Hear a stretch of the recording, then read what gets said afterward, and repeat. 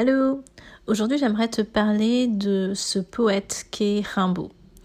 Rimbaud est connu pour avoir longtemps, voire toujours, fui l'ennui. L'ennui, pour lui, c'était quelque chose d'extrêmement dur à vivre et il a eu l'impression de tellement souvent s'ennuyer. Dès son enfance, il s'ennuyait à l'école, il s'ennuyait à la maison, il s'ennuyait à l'église. Il s'ennuyait quand il regardait les nuages et il n'y trouvait aucune forme d'inspiration, contrairement à d'autres. Et même quand, contrairement à Cézanne, qui en regardant une roche pouvait peindre une merveilleuse œuvre picturale, Rimbaud, lui, n'était pas de cela. Et donc, il a dû mettre en place une échappatoire à cet ennui. Et pour cela, il a décidé d'utiliser 26 lettres pour décrire le monde.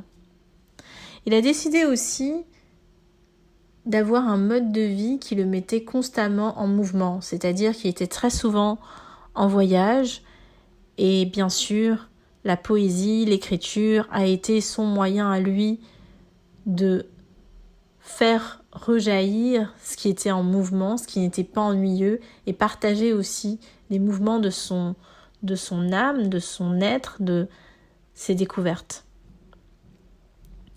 Alors, moi, ce que je trouve intéressant, c'est que vraiment, cela nous apporte une certaine forme d'encouragement, je trouve, par rapport à l'ennui. L'ennui a quand même une forme de vertu. Alors, je sais pas, toi, si tu as l'occasion de t'ennuyer dans tes journées, et si c'est le cas, eh bien, j'ai envie de t'emporter un encouragement. Je pense que c'est bien, en fait, d'une certaine manière, de t'ennuyer.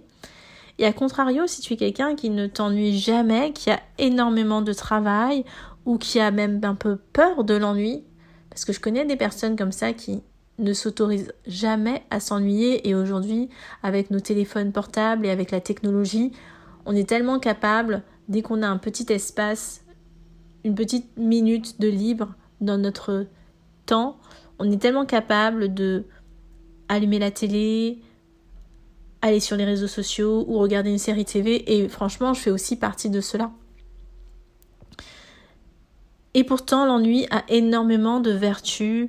Si Rimbaud ne s'était pas ennuyé autant, il n'aurait pas créé les œuvres poétiques qu'il a créées.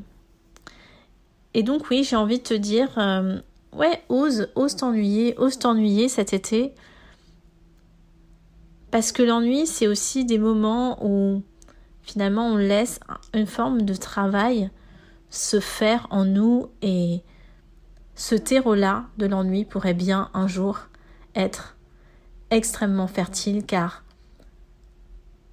ce que nous pourrions créer de notre vie, de notre œuvre, pourrait partir d'un terreau profond, peut-être d'une forme de souffrance aussi, mais d'une forme de réalité, et qui pourrait donner vie à quelque chose de magistral.